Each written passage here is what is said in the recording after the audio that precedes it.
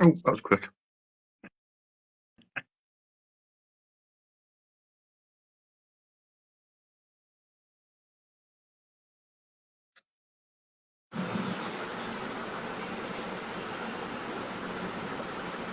Right, good evening, chaps. I'm just waiting for Dan is Dan, if you could add a request to join.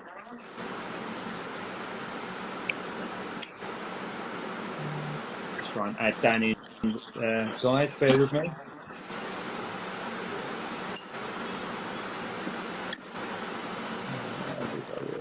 There we go. Let's add him in. DWC back up. Hopefully, Dan will be able to join now. We have a full house, ladies and gentlemen. Evening, Danielle. Chat ladder. Right, so welcome everyone. So it's been a 2-month sabbatical from Wings Monthly, and now it looks like I'm doing 2 in 2 days. So last month I was meant to do the 4th edition, but this is now the 4th edition because we are trying to wait for a few of the lads from Model Hangar 3 to join. So one from America, one from Australia, to try and get all 4 of us on at the same time. Is a logistical challenge. So hopefully I'll be doing another one of these at midnight British time tomorrow night. So yeah, I know I'm gonna feel it Saturday morning. But welcome everyone. So this is of course episode 4 now of the inaugural Wings Monthly, and of course today is a very, very special day, being D-Day 80. So we've got a couple of not regular guests, so making their debut on Wings Monthly today from obviously the Facebook group, the Instagram page, and people who are have been collecting for a while and are massive geeks like all of us. So rather than myself and Daniel doing our regular intros, because you hopefully know who we are now, I'll hand over first to who's in my top right, and that's Gary, Gary Dukes. Gary, do you want to introduce yourself? What's your name? Where are you from, love? Yeah, Gary Dukes. I'm from the northwest, Whittle, near Chester, in between Liverpool and Chester. I've been collecting these now for over 12 years. Got to the stage where it was getting out of hand, like everybody does. You like heavy aircraft, you want to buy them all. So I decided to put it down and say, right, what's my absolute favourite? D-Day it was. So I just went down for D-Day, sold all my ones off and just started collecting D-Day. And that's what I am today.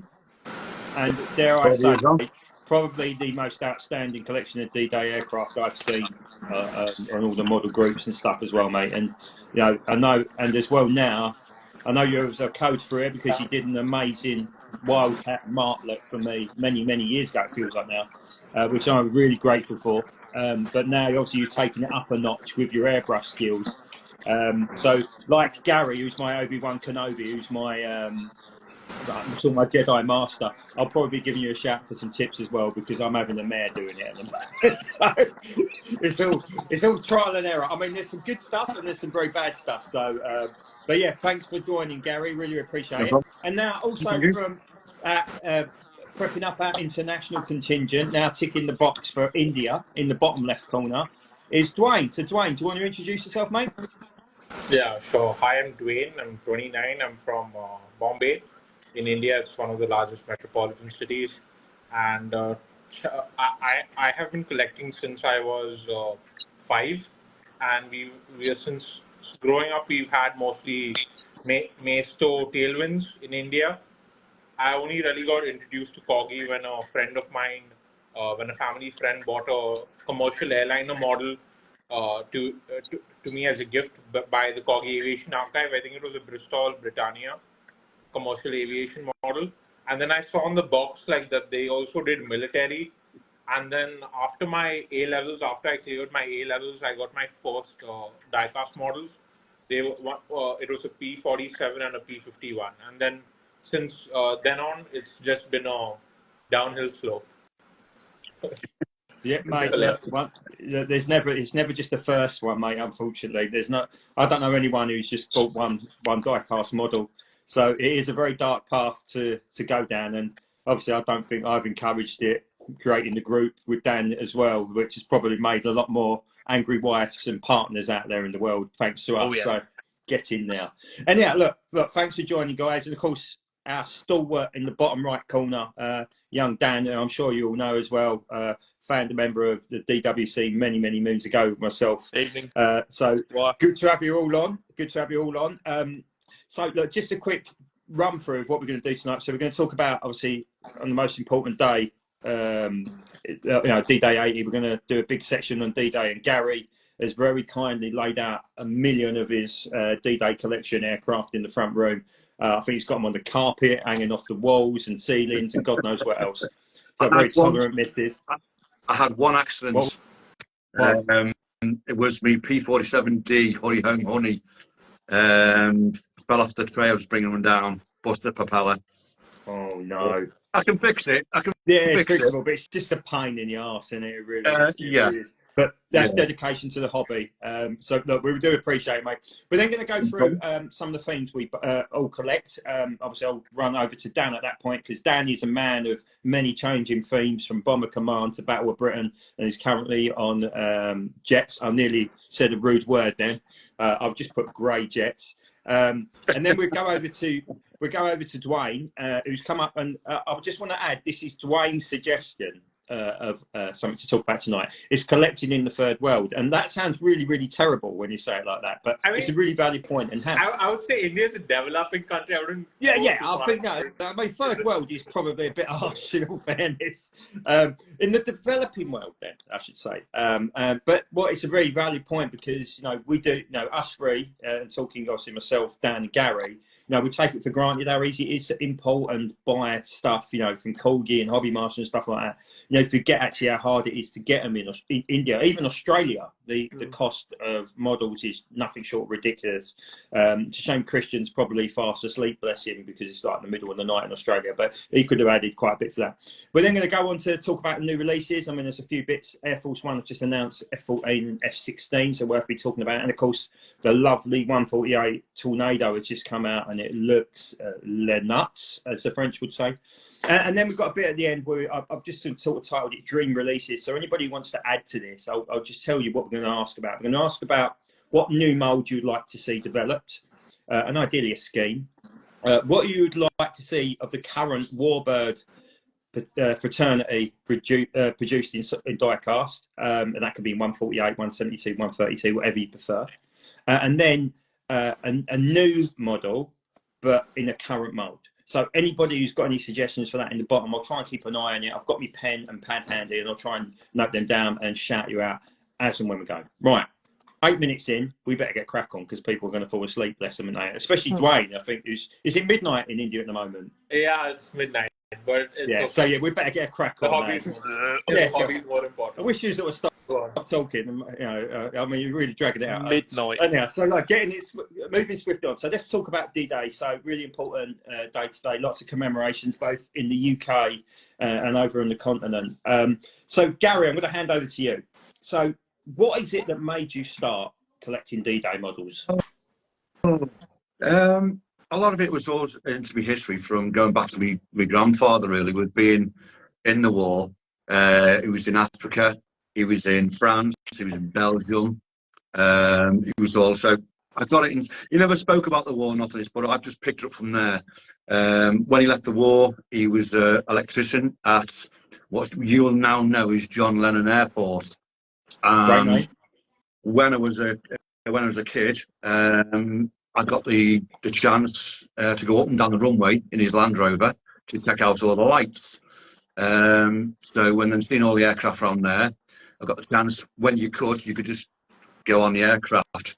I think you lot might be too young to remember the old Viscounts when they were flying around Danger Airport, transport Murray. So that's what got me into my aircraft, and then I got into my history of making models when I was a kid. My dad got me into building one, and I think my first model was a JU-88. So that's saying something. Covered in glue, the little tube of glue you get yourself stuck everywhere. So I built from there. Then obviously, you get to a certain age when you start playing football, you're going out, and then it just stops. I had a lot of models to build that I left up in the loft. They stayed up there. And it was only, I'd say 10, 15 years ago, I started making them again. And I said I'd got into seeing the die casts. I said, I like them. So I started collecting them. But as you all do, you get to certain things. I like that one, I like that one, I like that one. And you start getting a big collection. Where are you going to put them all? So I said, right, I've got a cut limit here. Go on to what my favourite one was D-Day. So it's maybe because of the stripes, the black and white stripes, it just stands out. I think it makes a lot of aircraft just stand out with the camo. I mean, obviously, I'm going to get shot down on this, but a lot of your modern day jets are a grey, a dark grey, light grey, dark grey, and so on. But we had the olive drab, which is all one colour. But then you get your different tones of the olive drab that came out, turned to look like in brown and dark greens and so on. But it's just like your black and white invasion stripes that you'd be put on the aircraft where they painted on and so on. It's a big question all the time. I get a lot of people asking on models when they're doing 1/72, do it just muck it up, do it with a brush. But I say, well, you've got to be careful because it can look scruffy because of the scale. The higher you go the scale, the better and more you can get away with it. I tend to stay on 1/48 scale. And I've seen a few 1/48 scale die cast coming out now, and it's starts to be palms being a bit itchy. So I've got to be careful there, really, because it's just of where you've got to put them all. And I think that's another question for everybody. Where do you put them all? I have the glass cabinets. Got a few for free, got a few cheap, but they're starting to be filled up now. I bought the brackets you can get from eBay by everybody. If you want brackets, you can get them on eBay for the IKEA, so you can shorten down the depth, so you get more in. Is that the Deltoffs? I think they're called, aren't they? Is it the That's Deltoffs? right. Yeah. I believe they stopped making it now, though. Oh no! But if you go on your local, flea bay stores and so on, or you'll get stores. I had a chance of getting 5 for nothing, but I couldn't get. I got 2 in a car each time, and I said that'll do, and I let them go really. But I've got a few there. But you can get the brackets off eBay, as I say. They're around about £8 for a pack of 12, so you can put extra shells in. So it does help. But yeah, that's me now with all my D-Day. There's the new ones that come out now, the Lyslander. I'm tempted. I got the new Spitfire somewhere. I've got the B-26 on order. A bit of controversial about that with obviously they've gone from the one that's been in the museum, which is the wrong model. But I'll just look at it and say, well, look, it was one of the aircrafts that were on D-Day. Let's live with it. Yeah, we can go into it saying they should have done research a bit more. Do a lot more research with Airfix. I found now. I don't know if they use the same type of setup with Corgi. I don't know. But mistakes like that can be big in someone's eyes. I'll live with it. I'll live with it. Funny enough, it was down on my new releases page. I know, obviously, Mark, who's over on the page, Mark Harbour, he was going to be on the MH3 call, but I think he's unavailable this weekend. So we've got Stu, Harry, and Christian. But he is very upset about the engine nacelles. I mean, for me, it still looks like a Marauder. It's not like it's... I mean, the bit I'm worried about is just make sure that it's not gappy, because there's been a few gaps in pre-pros. The paint scheme's right, and it looks right. I mean, look, the Forces of Valor one is a solid model, but in reality, it's probably going to be nowhere near as good as the Corgi one. And look, I mean, look, each to their own, though. Who am I to tell someone not to like something because it's the wrong shade of grey or the wrong shade of green? If you like a model, you buy it. If you don't like it, you don't buy it. It's as simple as that, isn't it? I think, I think, I spoke about what I call rivet counters quite a lot, but like I said, I think my opinion's eased a lot now, because I feel it is very much each to your own. If you like it, get it. If you don't, look at the Hobby Master F35, right? It's crap. Appalling.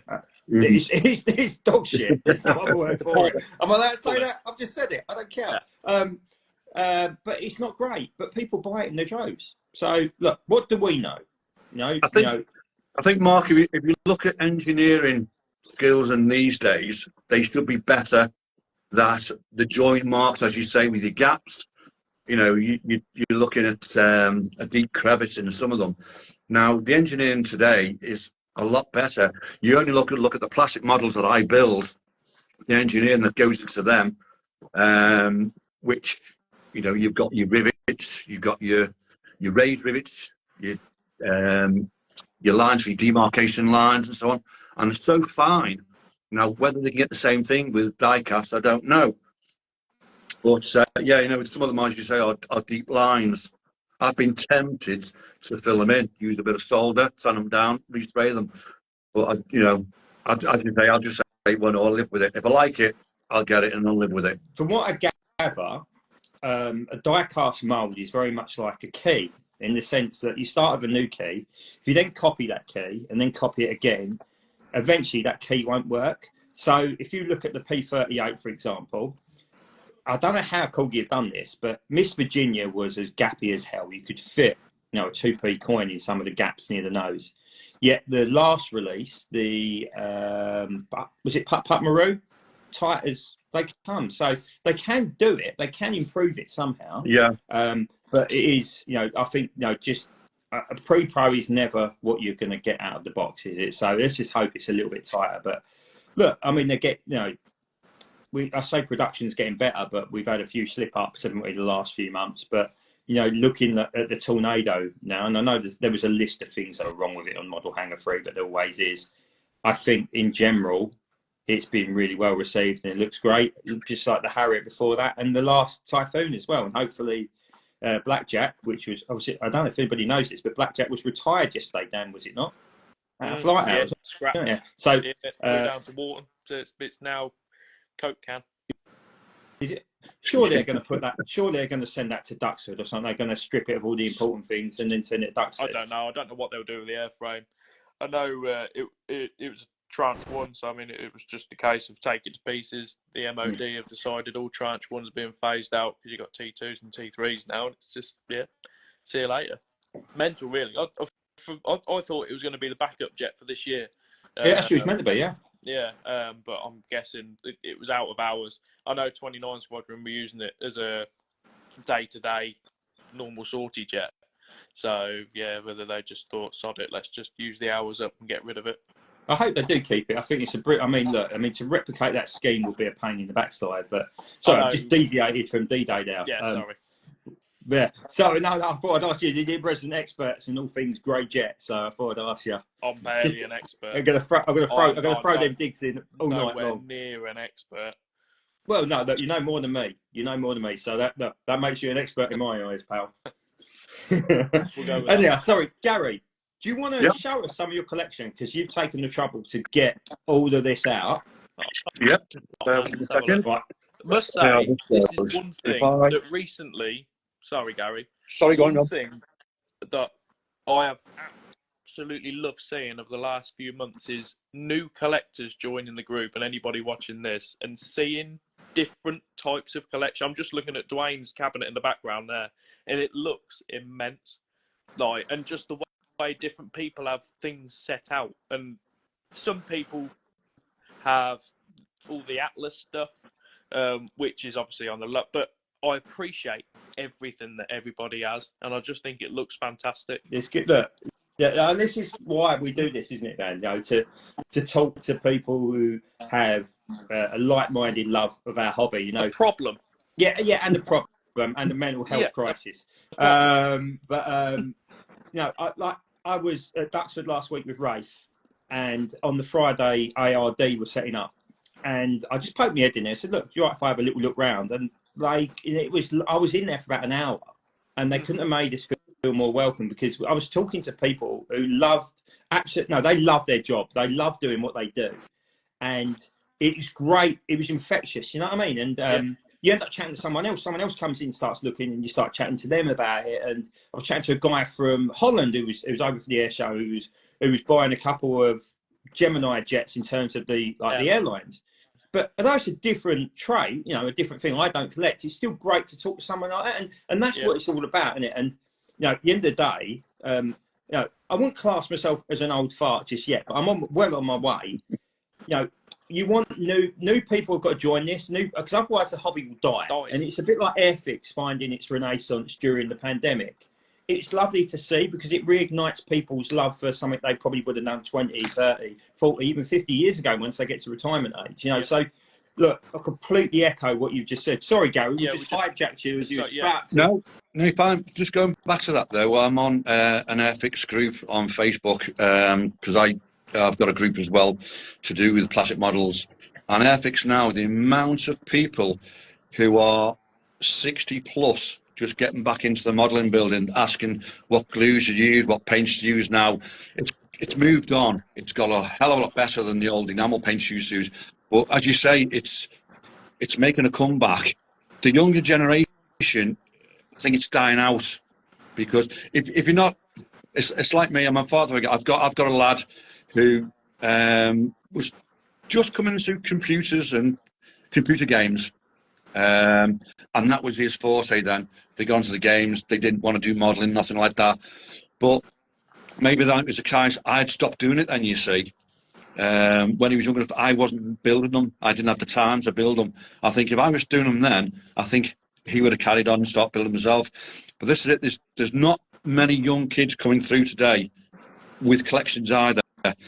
If they've got some relative who've been in the forces or so on, it might trigger them to want to save tanks, boats, you know. I think that's the way these carry on today. But with forums like this as well, hopefully there's people who watch this and say, oh yeah, I'd like to get into that. It's not the cheapest hobby with a die cast, as you say, but you can get some bargains out there. And with me now, said if they don't make one, I'll strip it down and I'll make the one I want, which I've got a few code 3s here. And I like doing that because it's a little bit easier to build them than you say, and just strip them all down, respray them. Yeah, it's what the playing model is just put on there is a great thing. I love that. You see that, Matt? Yeah. So Andy runs an Airfix club at his school, and do you know what? I hope he's pushing for. That's great. It'd be lovely if they could add that to the curriculum as part of. So Rafe is learning World War II next year. So he's asked his teacher about going to Duxford, which I was really impressed by, actually. Talking of Rafe, he's going to see Liam Gallagher tonight on the Definitely Maybe 30 tour. I'm well jealous. Little git. Honestly, I'm well gelled. To the wrong person about Oasis. I seen them live in Manchester. They were fantastic. They certainly are, Gary. They certainly are, mate. And yeah, look, we've completely deviated. Gary, this is your moment. Right. Show us your D-Day. Okay, if I go too fast, just slow me down. There you go. I'll have to show you go. Okay, just to go. Right, I'll just go. If it's close enough, or you want me to stop on anything? Good for me, mate. Just say stop, and I'll. I have got a few more upstairs, but they weren't. I've got a few here which aren't corgi.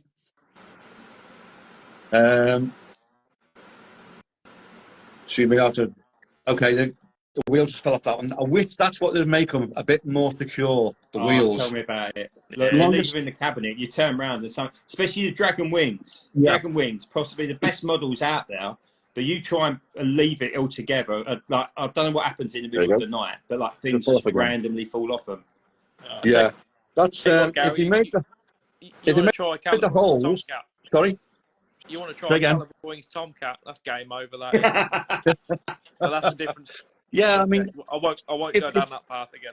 Yeah. I think if they made the hole right way through to the wing and made the stems of the wheels longer, a bit more threaded, they'd be okay, you know. Or have the Gemini layout, Gemini wing. Gemini layout would work because that's like really stable. That's the Gemini there, and their stands aren't the best in the world. No. Oh, wow. Now the stands are a nervous breakdown waiting to happen, but I like they've got like a little block on the pin, haven't they? So when you put it in, you've got like a square peg rather than. Yeah. I mean, Corgi seems to have gone down that route now, which is so much better. I mean, I would love. That's lovely. What one's that, Gary? That's the code 3. That's the code 3. That looks incredibly sexy. Is that a Gemini Mustang though? No, I don't think it is. I think that's Amacom, I think it is. Yeah. That looks amazing. I bought That looks. few of them actually. Paid cheap. I got about 3 of them for about 14 quid. So I can just strip them down. Well, I believe the new Panzerkampf one is an Amacon mould. I mean, they look really nice. The way they do like sort of the weathering and the pre-shading by the looks before they paint it. So it really makes it pop. What a flipping table this is. What's I that? must admit, this Gemini Ulcro B is a beautiful one. I do love that lovely. one. That is lovely. That man. Fast. Yeah. Now, I can't remember what these are, but remember the Storches? Yeah, they're made by Falcon Models. The Storches. Torch. I'll tell you about a mosquito I would like after, but when we come to the store and all them out. Is that an Ixo one, that mosquito there? Yeah. Also, the grey's a bit browny, isn't it? If I remember rightly. Yeah, it's not bad. But as you say, you're going back to colours. Force of the Ball, I like them. Now, this one, I was flat base. I was very tempted to add the D-Day stripes to that one. Yeah. So, whether or not, I don't know. You will. Now, there's Fright Night that you wanted, wasn't it? Yeah, no, yeah, I agree. I've got Night Fright. I've got this. You got Night Fright? Yeah, I have Night Fright here out on display. My little preview. It's a shame it didn't make the D-Day celebrations, but it's a beautiful restoration. Yeah. I got in trouble by sharing somebody shared a picture, so I whacked it on Instagram, and Charlie from the Night Fright team asked me politely to remove it. I was like, yeah, of course, mate, not a problem. He's a good lad, though, to be fair, Charlie. Yeah. So he was like, look, if you don't mind. I was like, yeah, of course I will. But it looks fantastic. Just a shame it didn't quite make the celebrations. Yeah. That's another code 3. You got another Dakota on the way, Gary, haven't you? I have indeed. Thank you very much, sir. No problem. Yeah, what one is it you're doing now? Sorry? What one Dakota scheme are you doing now? Oh, I've got another Dakota to do now, which is going to be Leroy Was Here. Okay. So that's my next one. Just and that'll be up. Excuse me, going along here.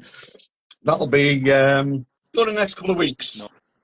Nice. Just got to strip down the what else have I got? Snafu. Miss that at Duxford. Yeah, big time. It's owned by Charles Summers now out in California. Yeah. He moved on from the Lewis collection, which is he's just bought a B-17 actually. That Charles Summers. He's just bought Yankee Lady from yeah, the Michigan Museum. Yeah, And that's all right. he must have paid well over 10 million for that, I reckon. So fair play to him. Yeah. And so I think this is quite a rare one. This one, the Typhoon with the bombs. I don't think there's many around of them, is there? No, it's not an easy one to get hold of now. That's one with the black and white spinner, isn't it? Yeah. Do you know, I picked up 3 of them for about 30 quid in a job lot. It was an ex-gamer, like a war gamer or whatever it was. And he sold 3 of them. They were unboxed, and I don't think they had up undercarriage only.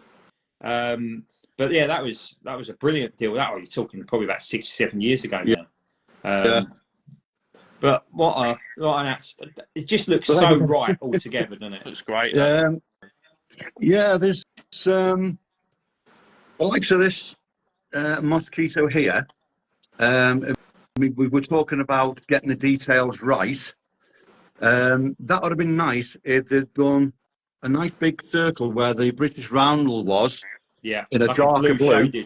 Yeah, and then the American stars and bars on top of it, which it was like they just painted over it, didn't they? Yeah. It's a bit like the Russian Spitfire at North Weald. Obviously, if you look at that, that's got green patches where the RF Randall was, and then the Russian insignia on top of it. But I think I think Hobby Master have been really good with stuff like that actually recently. They've done that bit of detail, which does make a bit of a difference actually. So, look, Gary, thank you so much for A, taking the time to come on the call, and B, getting all of that down, because we all know whenever you take die-cast out of a cabinet, something A, either breaks, or B, something falls off it you'll never ever see again. Yeah. And, Carpet monster.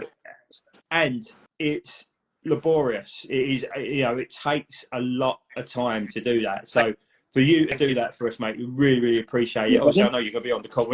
I'm not kicking you off now because you've done your bit. You've got to stay on, mate. So no. I'm just conscious. Poor old Dwayne is 12:30. Well, yes, he's rocking into the night now. He's having to take a few pills to stay with us, I think. So I'm fine. good. Thank you, Gary. Obviously, look, D-Day, massive thing in the collectors world. I mean, we'll get to bits at the end there, but no, like, it's important. I know Dan has shared bits on Facebook today, but it's important for me as well because obviously my granddad landed on Gold Beach today. He would have landed in the afternoon. Thankfully, he wasn't on the morning segment, and then promptly got lost outside Carry-On in the evening. He wasn't a professional soldier. He was actually a Batman, and I don't know who he was a Batman for, but for I don't know what Batman is. He's basically a personal assistant to a general, colonel, or whatever it may be. So he wasn't a professional soldier, and I think he was very much like Frank Spencer with a rifle. So it could have been an interesting experience. I've managed to pick that up. I've managed to pick that trait of him up. Obviously, I never got to meet him, and the funny thing was, it was his 46th anniversary of his death yesterday. So. He timed it a bit weird, didn't he? Bless him. But look, I'd love to learn more about it. But it's a massive sacrifice that these guys made, and now the many are very much now the few, dare I say it. And this is probably the last time they're all going to be able to get together in a substantial amount. Good evening, Dave. I see Dave Hunt's just joined. Good to see him on there. Obviously, a regular contributor. Can't get me words out properly there on the page. So look. Moving swiftly on, thank you again, Gary. I really appreciate it, and I hope everybody who's watching it and when I share it will really appreciate that those pictures as well. And of course, if you want to see Gary's collection in full, go over to the Facebook page and just search his name, and you'll be able to find the post that Gary shared of all his Facebook pictures of his collection in detail as well. So and I know he shared a few today on the page as well. So please go and have a look. It's well worth checking out. Some banging bits in there, including amazing code frees as well. So, right, moving on to Dwayne, and I guess and Dan. Obviously, we'll go with Dan first before we get to you, Dwayne, if that's all right, because we'll then move into the next bit. So we're just talking about themes, really, which we collect. So obviously, we've seen Gary's, which is quite clearly to do with black and white stripes, and anything in olive drab and RAF camo, light RAF camo in particular, is certainly a massive theme. So, Dan, what is your current theme at the moment? Talk us through it. Anything really. I'll be honest. Obviously, as we mentioned before, I've kind of gone away from warbirds. That part of my collecting is gone, and I'll be honest. As sad as it sounds, I don't see it coming back anytime soon. I'm just not tempted by anything spinny at the moment. Whether that in the future we'll look at stuff maybe, but at the minute everything's focused on jets, US Navy more than anything. I do have my display shelf, so everything I've seen jet wise displays. I've got a model of them, so you've got a lot of F-16s, Spanish Harry. I'm looking at stuff now. It's very rare I'm sat in the room with all my models in when I'm on one of these live videos, and normally I completely forget. So yeah, I've got the display shelf, Ukrainian flanker, Raptor, and then moving down, I've got a lot of Lake and East. I've got every Lake and East model that they've released. Looking forward to the new HM Liberator, the special. That'll be pretty cool. I was hoping it was going to be here for Father's Day, but it's looking like it's going to be delayed a month or so. I'm disappointed they've not done anything this year. Actually, I thought they maybe would have done something D-Day special again, like they did with the free. They're still, F-15s. I mean, yeah. To be fair, they've missed the boat on that. Really, I was just about to say there's still time for air shows. Whether they release a special painted jet in time for air tattoo, I don't know. Because I believe Liberator jet's been painted back to grey now. Yeah, yeah. So I mean, they've not got anything. And then I've got Nellis. I'm still missing a few Nellis birds. A couple of Nellis F-16s that I'll keep on looking out for, but they are elusive, and when they do come up, 200 quid, ridiculously expensive. Yeah. So yeah, the last few I picked up from Dave Hunt. Thank you, Dave, if you're still watching. What else have I got? I've got Top Gun film, so I've still got a F-18F Super Hornet to finish code 3 in, to one of the jets from that. I've got Top Gun, the actual Top Gun themselves, the Navy Weapons School. I've got a few Tomcats, some Legacy Hornets, some F-16s. It's all right, I'm not looking away from you while I'm talking. I'm just looking at the cabinets over there. And then behind me in that is majority all US Navy. A lot of Super Hornets. I put a post up a few weeks ago with all the Super Hornets. Just got a Growler, the first Growler that I've got, which won't be the last because it was lovely. Some Tomcats, and then the bottom, to be honest with you, the stuff down the bottom is Sterling, which makes me finger pointing up there somewhere. Sterling, which will never go. That's the one. That was honeymoon, wasn't it? That was honeymoon in New York, wasn't it? I took all the way around New York and then around the Caribbean with me, because which was. Yeah, when I mean, you could have. I mean, look. To be fair, you did choose the smallest piece of die cast you could possibly buy. It was either that or 132 Mosquito, and Dambuster's Lang. And then in the other room, I've got PA 474 Lank, Just Jane, and Vera, and that's all I've got left of Warbird. Well, I've got my coffee table there with 3 Vulcans and B-17s. But I mean, in regards to what I'm collecting specifically at the minute, it is pretty much US Navy. I did just watch on Netflix. I can put it out. I know it's a little bit off topic, but I can recommend that new Blue Angel. Oh no, on Prime, that new Blue Angels documentary. So after watching that, Jumbly's had a sale on, so I picked up the F-18F for ridiculously cheap. I think it was 65 quid posted. It's gone back up to 105 now. So I picked that up. So that's the latest one that I've had. I haven't put a post up of that yet. That would be a nice collection, that with the Blue Angels, because they've in from F4s right the way through. That would be a nice collection. Yeah, one of each. Some people got that. I mean, look, I'm pretty certain you can get every Blue Angel starting from the Hellcat to the Bearcat. They had the Panther, the Skyhawk, the Phantom. Obviously, different types of F-18, haven't they? The early type, the latest, like the Super Hornet. Yep. So there's quite a bit there. They even do Fat Albert, didn't they? In one, yeah.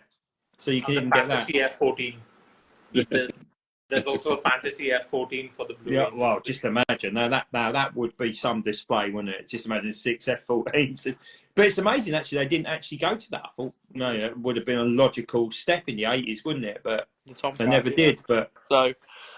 Yeah, in regards to collection-wise, you know me, it's always been a case of whatever tickles me fancy at the time. All of a sudden, but that's the beauty of it, though, isn't it? That's the beauty of it. If you get bored with something, and you wheel and deal, and you can, because everything keeps its value. You think something like this Dakota, this Night Fright, this isn't cheap to get. Now you're talking mid-hundreds now, probably, because it's gone like a bit like That's All Brother, where it, that's a £200 model now. So you can chop and change, and then suddenly buy 2 or 3 newbies, which then double in price, which then means you can chop and change again. Exactly. And if you think your Lancaster collection, how many did you have Lancs at one point? Was it 20 odd? I was in the 30s. I mean, I think Jason Vincent's got more than what I ever had now, to be fair to him. But I know I got up to I think it was 7 or 8 Dams Lancs, and then I had 25 on top of that standard, like mixing Pro 3s and stuff. But they're all gone now. Well, they're loft breakers, them ones, aren't they? They're big arse old models. Lanc. Yeah, I know the thing is when and it's probably another. We'll do it in another live video in regards to selling parts of collection, because we always talk about buying. But I don't know whether I'm a bit of a rare one in regards to getting rid of parts of the collection, or because a lot of people just hold on to them. How do people feel? Whether it would be worth getting some people on who do buy and sell like I do. How do people feel when they get rid of them? Because there are ones I regret selling. Admittedly. Yeah, of course. Look, I'm the opposite. I'm a holder. I buy it and look at the state of how much I've got. Yeah, but there are ones that I also don't necessarily miss. So that was the right decision. Mike, hello, Mike. I was actually, look, I meant to start the video with this. So obviously, Mike is one of our regular contributors. You know, he likes those big fabric old things from like 1914. But Michael's little boy, Robert, hasn't been very well. So look, just from us, I'm sure all of the page will back me on this. And I'm glad to see him back out of hospital. I know you did the right thing and took him to McDonald's on his first trip out. But I hope he's feeling better, mate. And you know, I'm sure. Now, I think have you got kids, Gary? Yes, all grown up now. Yeah, but look, regardless of how old they are, it doesn't matter how old they get, you still panic whenever they get something wrong with them. You know what I mean? So, I mean, Dwayne, I know hasn't got any kids that he knows of, anyhow. Although he has been on a cruise around the world, so you know there is possible little Dwayne's running around in different parts of the world now. But look, still deviating away from that. Sorry. But I'm glad he's all right, mate. Only slightly. Yeah. Probably going slightly. But look, I'm glad he's better, mate, because it's nothing worse when your kid or your boy, your son or your daughter does something to them, and you know you go into absolute panic mode, especially when the mum is usually the one who has to stay with them, and the dad's, you know, you forget this, the dads usually stay at home, wandering, pacing their house, wander around as well. So it is so horrible to feel that way. So look, glad he's better, mate. But just don't ever cook for him again, because I think that's probably what caused the appendicitis, knowing you're cooking, Michael. But look, anyhow, thank you, Dan. We're going to move on to Dwayne, because I know he's been patiently sitting in the left corner of my screen tonight. So, Dwayne, before we go on to obviously the bit we was going to talk about your collection, because I know you are fascinated with the aces of World War II in particular. Do you want to talk through some of your bits? Yeah, so I basically started collecting because of my grandfather. He was a hurricane mechanic in Burma. So he was, so he was working with Burmese hurricanes, and also he'd seen a couple of Spitfires in in RAS Santa Cruz, which is where I currently live. And in fact, the great Battle of Britain ace, who was the highest scoring hurricane ace of the Battle of Britain, Mr. Ginger Lacey, he was down here in Santa Cruz Airport. So it's crazy how, like, you know, history connects parts of India with the UK. So since then he's always encouraged me, like, you know, Dwayne, you should, like, you know, you should get into modeling and stuff. And my first and his name was ironically Bismarck, so he gave me a Bismarck for my birthday. And so it started from there. But then, like, he told Dwayne, like, you know, you should check out Hurricanes and Spitfires, and then it was all a slope from there. My first model, diecast model, was a Helldiver that I picked up when the first Hamleys store really opened up over here in India. Oh, wow. Yeah. So the Hamleys is now owned by Indian businessman, the Ambanis. So once they like, you know, you could have an entire plethora of different items, like, you know, sold to you. So that was quite interesting. And from then on, I met another hobby dealer who I bought my first model from. In fact, it's the D-Day one only, Harriet. Yeah. So this came like in the History Channel. I can see, like, I've fixed it's the Legends range, isn't it? Yeah. We call it, there's two types: the Legends and the History Channel range. Yeah. I think the History Channel was more international, so more US. It's like a US prefix. Yes, and of course, watching the show Dogfights as a kid, you know, 8 o'clock History Channel, that was like my go-to thing. And of course, I have an aunt. We don't speak anymore because of, like, property disputes, but she was a test pilot for the U.S. Air Force. Oh, wow! She, in fact, was one of the first women Raptor pilots. Her name's Vanessa. Her name's Vanessa Rebello. So she's currently, I think, in Miami now. She's a CEO of a drone company or something. So there's a lot of There's a lot of familial family heritage that's linked. Did you to just say aviation. your auntie was a Raptor pilot? Yeah. And that name rings a bell. And now, obviously, you tie it up, don't you? The Rebello bit. I'm sure she may have been on a show. I can't think of the guy's name. He was also a Raptor pilot. I can see him now, but I'm sure she was on. He interviewed your auntie, and I can't think of his name. It was on like the History Channel or something like that. It was like modern day. It was around modern day fighters, and he was also doing work with, at the time, the guys who fly the Horsemen, and I can't think of his name. And it was something to do with the Horsemen and them. And I'm sure your aunt was on there, interviewed on there, because the name rings a bell. If you type out Vanessa Rebello NASA or Vanessa Bond, that's her current married name, you'll find out like she has a NASA profile, and she's like talking about a lot of things. She's a test pilot, in fact. So she was posted to Edwards Air Force Base for quite a while, because that's where they usually test the new aircraft. They've got a massive runway there, haven't they? It's got one of the longest runways in the US, I believe, isn't it, Edwards? So I guess that's why it sort of ties in there. Bloody hell! See, look, you learn these amazing things. That your granddad worked on Hurricanes in the Burmese War, and the Burma conflict. Sorry, your aunt's an F-22 test pilot. I make me feel more of a failure, please, Dwayne. No, I mean it was quite surprising, honestly. But yeah, I mean, it's just like you talk and you give and take, and you get to know people and like how you communicate.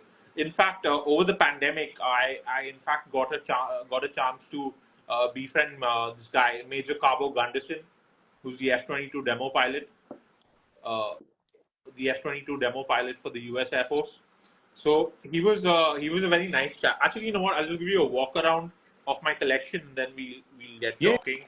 We'll come back to the F-22 demo pilot. Yeah, absolutely. So this is my 8th Air Force collection. You have Memphis Belle, then of course Little Miss Mischief. Beautiful model. Hell's Angel B-17. I'm very proud of this purchase because I sold a Hobby Master F-35 and I got it for 120 quid on the diecast market airplane. So basically you sold some scrap and bought a proper model. That's what you're trying to say.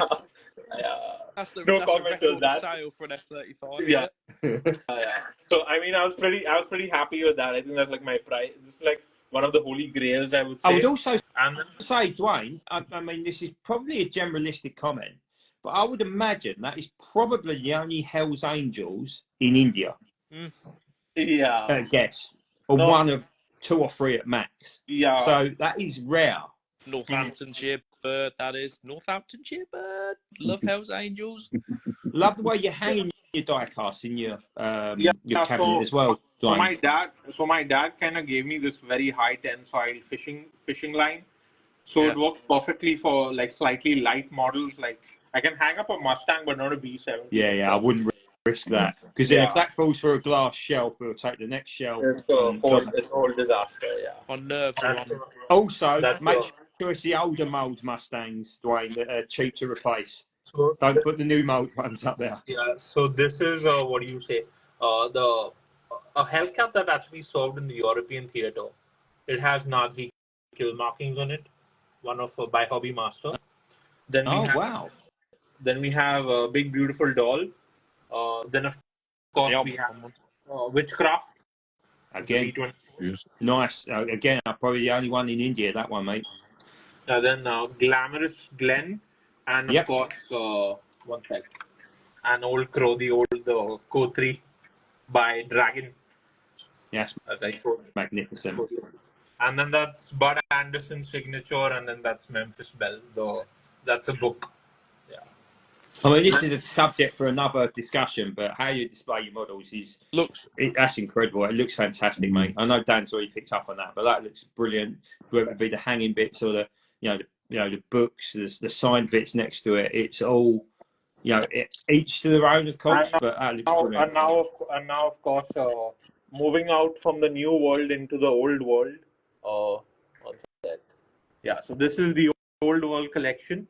Then of course we have the Pat Patel, what do you say, Gladiator. Then we have the Eric Locke Spitfire Mark 1, the Ginger Lacey Hurricane, which I bought from Dan. Then of course, me. Yes, I paid 70 quid for it, if I remember. A long time ago from memory, big man, I think. Yeah. Then this is an Avro Lancaster, Leonard Cheshire. Nice. This is, of course, the, what do you say? What's that guy's name? William Dunn. Yep. From the, Wood XRD, firing. yeah. then we have, of course, the celebratory Bio Keg Spitfire by Johnny Johnson. Yes, that one. So, yeah, that's a book by Johnny Johnson. And that's his signature there. Johnny Nice. Johnson signature, yeah.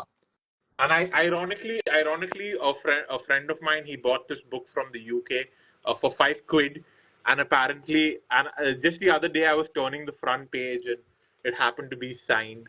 Also, I was pretty shocked. Not the worst fiver you ever spent. Yeah, I mean, that was the best £5 I've ever spent ever. And then, of course, that's Dame Vera Lynn. Then that's Karl Kutelwascher's Hurricane. Then, of course, we have the Armion's Prison Raid. Then the Bow Fighter. And, of course, Expensive Babe. Nice. And finally, the Dragon Wings Maltese Spitfire. Then, of course, another D-Day. That's my favorite Spitfire. The lady on the rocket. Yeah, that's... is that the other Johnny Johnson from West Yes, Malden? the other Johnny. Yeah. Then, of course, that's the Fort Reconnaissance one. And then, of course, the Special Operations Lysander. And finally, last but not least, the Defiant. Is that Coppin and Olf? The Defiant. Yeah. And then, of course, this is Johnny Johnson again in 1:35 scale. Yeah, so big fan of Johnny Johnson there. And then, of course, I'm gonna have to. Then moving on to the Pacific, that's Miss Virginia, that's Kate, that's Frank, and that's they call it the Falcon. Then, of course, we have hanging like it should. The Richard Best SPG Dauntless. Well, yeah, for Midway, yeah, fantastic. Well, then that's Battleship Yamato, and then of course like the assisting models, the Avenger that sunk it, and the Helldiver that sunk it. Beautiful. Helldiver is a magnificent model. It's an ugly beast, but it's soon to be two more are due to fly this year, aren't they, in America? So. Then we have the Ira Kepford Corsair and the the David McCampbell Hellcat, and then of course the P-61 from Air Force One, Lady of the Night, the last kill of World War II. Then on the bottom here I have the first F-14 by Caliber Wings. Don't touch it. Do not touch it. Then this is an Israeli Mirage by Falcon. Then that's an Iranian F-14 by Caliber. Then this is my Top Gun bit. And of course, the two sister ships on the Gulf of Sidra incident down there. And then finally, skimmed over them quickly, Dwayne. Yeah. Okay, hold up. Yeah. There we go. That's better. Let's get back some more. Yeah, look at that. Yeah. That's it. You can carry on now, big man. Yeah. Sorry, it's a bit long. So that's the ME-262 that broke in customs. So I found some Eduard spare kits, and now it's looking much more genuine than the aftermarket parts are looking much more genuine than the Corgi factory parts, in my opinion. Why do customs do that? Honestly, do you reckon they pick it up and walk it around the room making plane noises while they're doing it, and then putting it back in, just snap it? No. I mean, what? They got horses like doing it or something? They've got a team of horses with hooves who just open it up. Yeah. How do they do it? So they just throw the boxes around, don't they? One of the things of getting the model without any headache is like I tell my friends from wherever the UK or wherever they're posting it from, just mark as gift. So like the custom guys think okay, it's a gift, and secondly, just post it at 20 pounds. So even if I do get a custom tax, it's not that expensive. Then moving on, this is a Mosquito. Oh, nice. Yeah. Then Heinkel HE219 by War Master. Yoo-hoo. The Then owl, isn't it? I think they're called. Is it a oohoo, an owl? yes, Yeah. Owl. Then we have the Kurt Gable Night Fighter. Yeah, lovely. Then we, That's gorgeous, that is. then the ME262 Red 13 by Dragon. Yeah, very good model. Open canopy, like that. My favorite 109E, the Pips Priller VF109. Yeah, that's the first And then, release of the new mold, wasn't it? yeah. First piece in the new mold. And then finally we have the ME262 Franz Schall, who is the highest scoring Mustang ace against the Mustang. Fantastic. And then finally we have a SM79 Spavia. Oh, nice. Yeah. An aircraft most very requested in diecast. I'm not convinced it will sell that well. But, it's a lovely looking, and the schemes are really attractive. Even the grey scheme, the grey and white scheme is really attractive in that. Mm-hmm. Yeah, I'm in fact looking forward. I've actually ordered a Marquis and a ME205, I think, by the Italian Air Force. And of course, that's the captured Eagle. Nice. Mustang. Yeah, very good. Yeah, those are 3D printed. 3D printed V1. 2D bugs. Yeah, the V1 rockets. Then that's the Hans the Horman, Focke-Wulf 190D. That's FW190D again, FW190 and FW190. And yeah, it's pretty much, and then of course the Gunteral ME109. And then moving forward, we have a tiny diorama of the special edition of the Flying Tigers, the ME109F by Gemini Aces. Nice. Then, lovely model. Then we have the Camel by Corgi, of course. If Michael's still on, he'd be at this point reaching for things he shouldn't be reaching for. I wonder where that we're going then, Mark. Yeah. Well, I toned it down mid-sentence. Well. And this is an Owen Rommel shot. Yeah. I just can't help it. I'm sorry, Dwayne. No worries. There we go. on cue. I think that is basically just tossing the line out and just reeling it in slowly. I've got yeah. Dear me. And over here we have actually like a trio of ships, like from the battle group that sunk the Bismarck.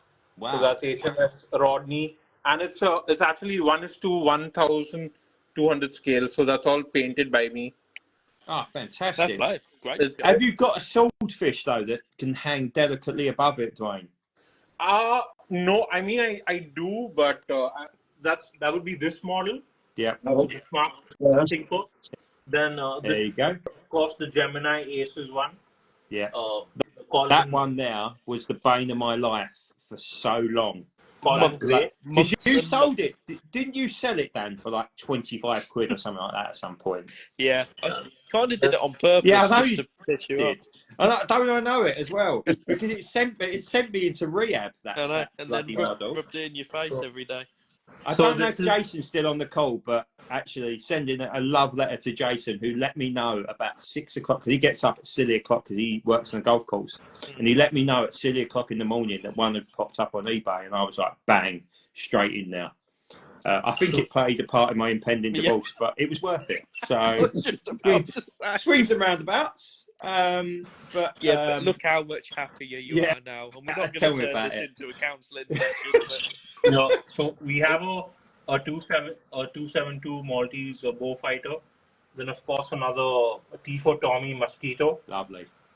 And over here, in fact, is a gun camera magazine from a Mustang, I believe. Oh wow! Yeah. So that's it. Literally says the property of the U.S. government. Well, don't show it on here, Dwayne. You'll see a red dot coming through your window if you're not careful. You know what the Yanks are like. Yeah, they could launch a full-scale invasion of Mumbai if you ain't careful. Yeah. So, and then of course, I have a 1942 version of the first release of Malta Spitfire, along with George Burling's aircraft. Oh wow! Yeah. So that book is actually really old. It's from 1943. Then of course the P-47. Then of That's course, Egleston, yeah. then we have both the Tempests over here. Beautiful. Yeah. That's Closterman's, isn't it? That red nose one? Yes, yes. Clostermans and Beaumonts. Beaumonts, yeah. And then of course we have this in a hanger. Like this is that. That's lovely. Urban Room. Is that a 3D printed hanger, or is that one you've made yourself, Dwayne? That looks really effective. Yeah, no, that's 3D printed. I got it around for what's the British equivalent of 50 quid. Oh, that's not bad. Looks really, really nice. Lovely display, Dwayne. Yeah, so this is basically the World War II section, I could say. And then moving on to jets. Yes. So, yeah. I mean, wait. Hold up. No. I'm not done, actually. Sorry about that. So, yeah, this is the Aces of Aces shelf. Oh, no, not one of them.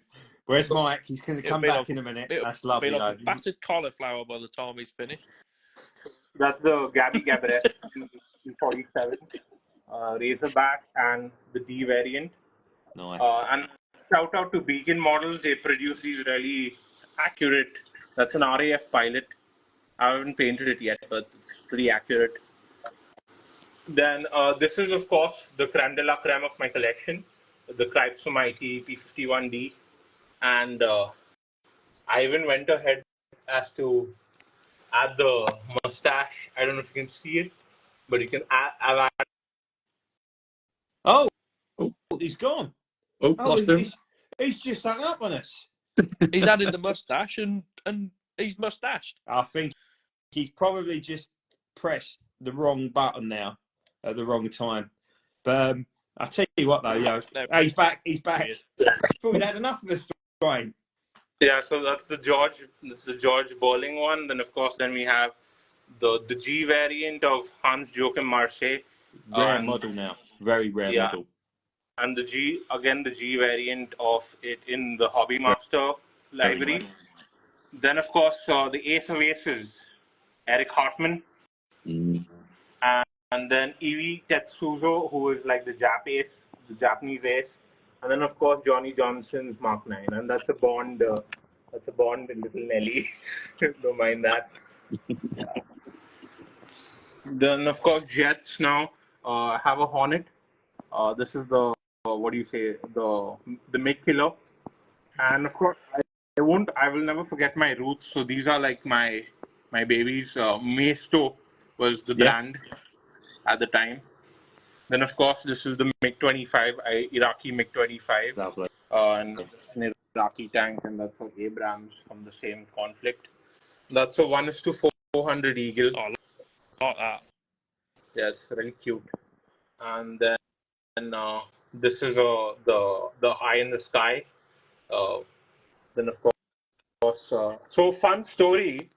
Over here, I basically had a sticker. I had a sticker of this on my phone, and when I was on a cruise line, a man whose name was Bob Ambrose or Robert Ambrose. So apparently he saw my sticker and he stuck up. He's like, Dwayne, are you a fan of the Mighty Gorillas? So I said yes, and he was like pretty surprised. And apparently he was like the chief mechanical maintenance officer of the squadron during Desert Storm. Oh wow! Yeah, so it was like, oh my god, like, and he was so taken up with my knowledge about the conflict that he's like, please send me your address and stuff. I want to like send you stuff. So he sent me this patch. One sec, I'll show you. Send me this patch. I like that. He sent me this. He sent me this. Oh wow! Yeah, he sent me all his memorabilia, you could say, and yeah, and this is like his whatever he had.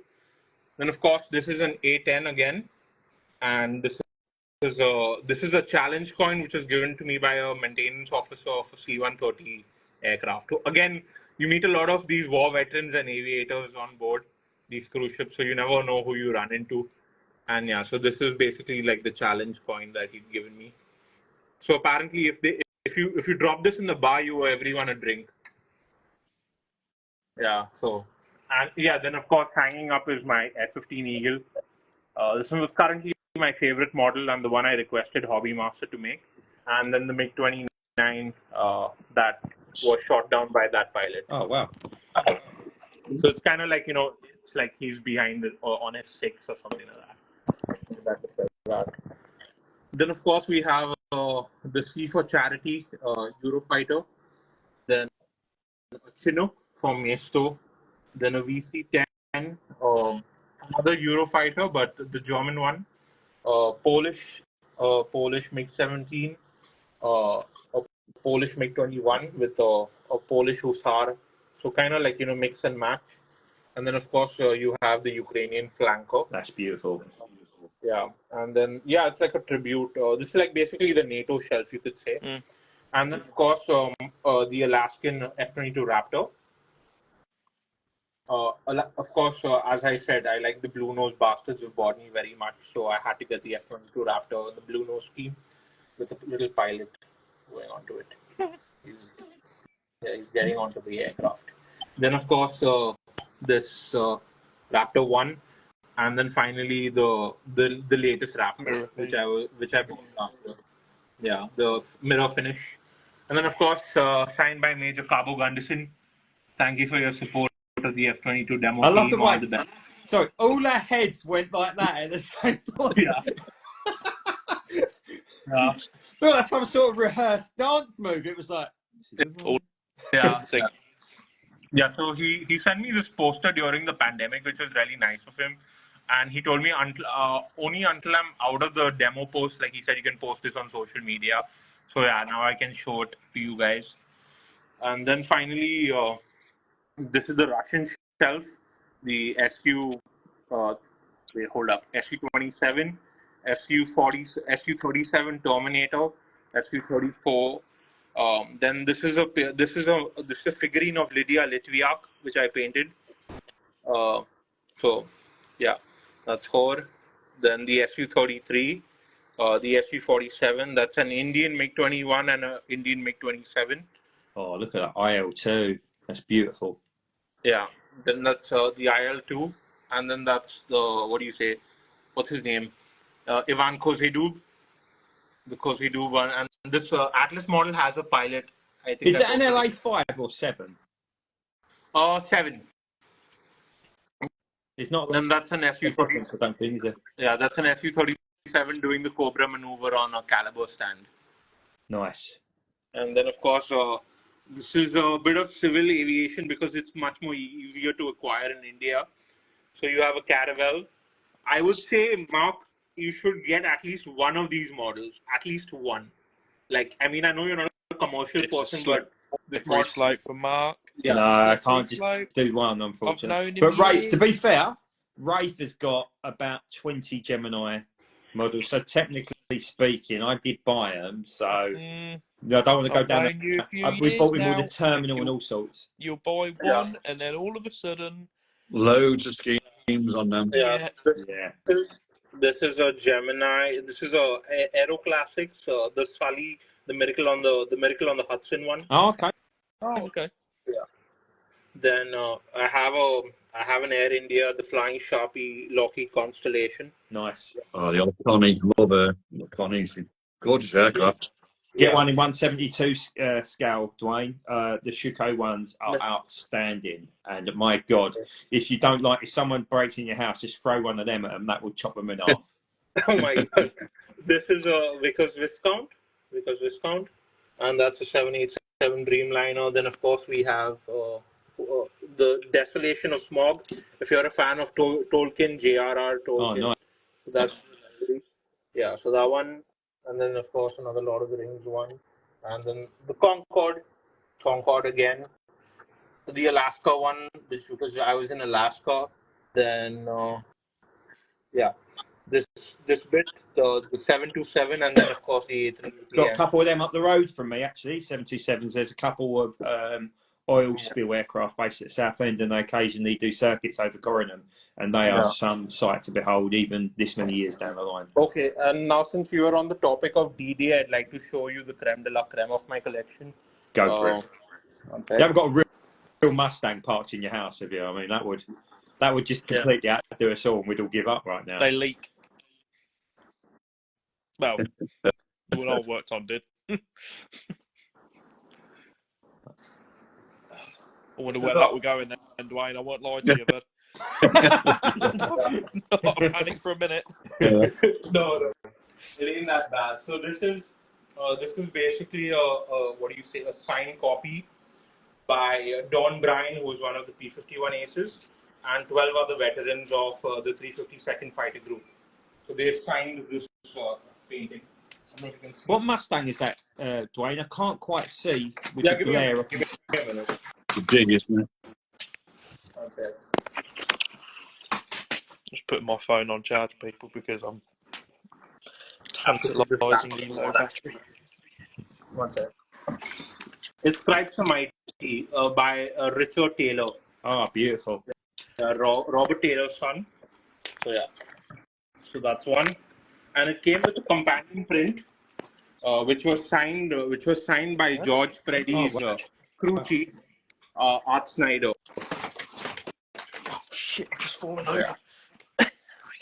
Yeah. So this one was signed by George Preddy's crew chief, Art Snyder. Fantastic. I've seen Craps and Mighty Kermit Weeks version anyhow at Fantasy of Flight, and it is a beautifully restored Mustang. He's really stunning. And nice to see his P-47. That was the first one he went in with Craps and Mighty on. Never seen a version of that. I'm going to Google that after. Yeah. I don't think there's any version about there, like, but obviously you flew with P-47 with Craps and Mighty written on it. I think it was just written in yellow. Obviously, this Craps and Mighty, not 1, 2, 3, or 4. So that'd be a nice one to add to the collection of Craps and Mighty, wouldn't it? 100%. Dwayne, thank you. Obviously, for showing us your collection like that, mate. It's outstandingly displayed. And again, talk about your themes. Right. The model we all want, but we'll never get. Yeah, that's. Come on, Colby. You know you want to. And it has to happen. If you can, if Shuko can do a Constellation, Colby, you can do a B29. Get on it. I think it will sell a hotcakes. But that's amazing, mate. Well, obviously, we're going to go straight to you again. Just sort of a brief chat around. Obviously, we take it all for granted. We have, obviously a relatively small country. We have a number of air shows where we can pick stuff up. We've got Facebook Marketplace where things are relatively within driving distance. We've got eBay. We've got, Corgi based in the UK down at Margate. We've got great hobby shops near us. In Dan's case, Flying Tigers. Everything's an hour's drive from me, which isn't too bad. Talking to Hamleys. I work in central London. Hamleys sell diecast. I think they're the only place in central London who sells them now. So it's relatively easy for us three to get stuff. And you spoke about obviously being on the other side of the world. How does it work for you? Does the postage kill you? Is there an importer in India? Do you have access to the Hobby Master in Bangladesh? Easier though? No, yeah. So the thing is, we have one dealer in India for Hobby Master, but his prices are really exorbitant. Like for example, I'm in fact receiving a P38 March tomorrow, all right, and that model at most is maybe 85 quid, JC Wings. So I'm going to be paying a price of £110 for that. Yeah. So I mean that's quite expensive for me. That's 2 aircraft for us. Yeah. If I think Andy Beck's prices, I've got to pay him actually for a Spitfire. It's being picked up tomorrow. Andy Beck's prices, you could get practically free for that. Yeah. So I was just having a look around right now. The best, for me personally, the best diecast suppliers in the UK are Flying Tigers UK, of course, owned by Richard Darling, and Chris Lem. Chris Lem has also been my guy. Lem's amazing. Top man. Yeah. So for starting out, I had a lot of models from Chris Lem, and then I got introduced to Flying Tigers, and now procuring models has become slightly easier because I have a friend, a mum student of mine. In fact, he lives in London. He owns his own, his creative animation firm. They do shows for Cartoon Network and all. So whenever he comes down to India to meet his family and his parents, he'll always ask me, Dwayne, do you want anything? And he would like, these kind of priceless friends you cannot find. Like he basically carried Hell's Angels all the way from the UK to Mumbai. So like, those are really priceless friends. And I also shout out to Ben Akin for the MiG 25 that's in my shelf. And yeah, a couple of friends here and there. I would also like to mention Benam, the Iranian collector. I bet he's on the group for DWC. He drives lorries. I don't know if you know him. So he's also like helped me like procure a few models. But now it's gotten a lot easier because my sister recently got engaged to a Brit. So, Have you basically, are you trying to say that you arranged her marriage deliberately to see a marriage that marries a British guy?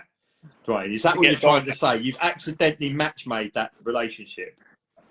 Honestly, she so like we're Catholics back here in India, and so she met him on a Catholic dating website. She just went for the Instagram followers, but she actually found a fiance, and he's currently in the Royal Navy. And he lives somewhere down in Epsom. Okay. So so he was like Dwayne, like whenever I come down, if you need anything, let me know. So right now, I think I'm getting a Ginger Lacey, not Ginger Lacey, but Pat Patel Hurricane from Hobby Master being added to the Aces of Aces shelf. So yeah, I mean, like having these contacts and these kind of friends all over the world, and of course, as I told you before, like meeting Gareth Parkinson during my season in Alaska on the cruise ship, that was quite helpful. I left all my clothes to Seattle charity, and I came home with a bag of die cast. And the customs officer comes home in his pants. B-17, F-22 under his shoulder. Anything to declare, sir? No, nothing, mate. Nothing. Yeah. So there was the good thing is like whenever I came back to India, the customs line was really long, and they're not gonna bother you like, come on, okay, open your bag. And like there was an instance actually where they cross mark an X like with chalk on your bag. So I just took my bags to the loo and just washed it off. So So we're talking about illegally imported die-cast here, folks. We don't condone this. Sounds like customs in India is a little bit less little bit more lenient than the UK customs. Yeah. So that feels like it. But look, the whole idea again, talking about this page, you meet loads of different people in and around the world who do different things, who hold stuff for you. I mean, look, if I think I've had a few bits off of Gary Cooper the last month. And I've got them at great prices. There's been no dodgy markup. Oh, this geezer wants it, so I'm going to stick it next to it. He did it the way he wanted it, and that's the sort of people we want. We want people like that around there because we're all in this hobby together, and it's lovely to hear that actually, as difficult it is for you to get the things you want, that people around the group and different groups all pull together and help you do this. And yes, I'm sure your sister will forgive you for matchmaking her with a British guy accidentally. But that's the way to do it. And I'm sure I've touched on it, but we do take it for granted how relatively easy it is, despite the price increase it is for us to do. We can just go on Amazon Prime, we can go on eBay, we can go on Plane Store or Jumblies or Flying Tigers or Andy Beck or Buyer for Mate. And it'll be here in a couple of days. The logistics of India are somewhat different, getting it halfway across the world and then getting it across India as well is not an easy task. So so they cut up when they get the box, they cut it up, and then they they peruse through it. So I always tell whoever sends the models, just please write toy plane, because then they're not really bothered. They don't know it's a collectible die-cast aircraft for an adult. So when that happens, it's not a toy, Dwayne. It's definitely not a toy. I know, but you tell them it's a toy because you get it cleared through customs then, and then you perhaps pay a very minimal fee. And if usually on the World War II fighters, sometimes there's no customs fee, but the single engine ones. But if it's a big box like a jet or something, then expect to pay some money. Yeah, to the customs. It's just like if there's money to be made by any government anywhere in the world. If they go, right, if this guy's spending 50, 60, 70, £800 on a model, he can pay an extra 30 on top as well if he really wants it. And that's the way world works, unfortunately. Well, I got, Look, I got a few from Gareth up in. He's up in Canada. He's on. He's been selling a lot of his off. I got when it first started, I got quite a few off him. But I got a few off him, and they were coming through the tax, and the tax man was saying, customs wanted to check it. Didn't open it, but I got charged for it to say they checked in the box. Well, they hadn't even opened the box. You know, extra money plumbed onto your purchase. Yeah, unless he's put as a gift. But there you go, folks. That's a way to avoid some tax. Yeah. Again, we're not condoning not paying your taxes, but please put gift on it. That's the key thing. And look, I'm conscious of time because we're into 1:20 over in Mumbai. Although you did call it Bombay earlier, I was going to pick up on that. You called it the old school British name rather than the modern day Mumbai, Dwayne. Naughty. So the thing is, there's a lot of since we have a more pro-Hindu government, we have a more there's like a thing to Hinduize everything. So now it's not Bombay, it's Mumbai. It's not Bangalore, it's Bengaluru. It's not Calcutta, it's Kolkata. So a bit of nuances with the names because to make it sound more Indian. But right now, thankfully, that might not be a problem anymore because we're having our old party back, hopefully. We're having elections going on here, so it's a bit of a tense. Well, we've got one the next few weeks as well, and we've got, God knows what. Well, honestly, I have no idea.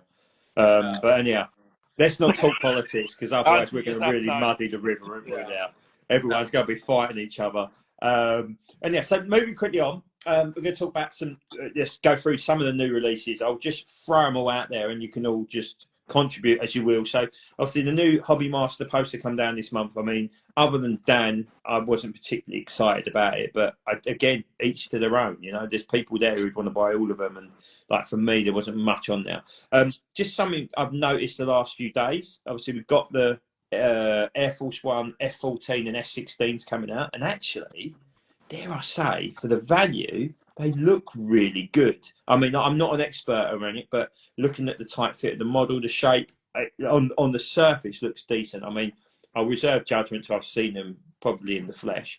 We've got obviously the Corgi Tornado 148 that's just come out, which Jason, I don't know if he's still on, was first to get that on the page and show how beautiful it was, although he needed to fix one of his aerials on the top, the donut. Obviously, it knocked it when he put it up there. You've got Dynamite, which eventually might see the light of day, which I can't believe is released after the Tornado, which feels really weird. But look, it's all to do with the factory and finishing.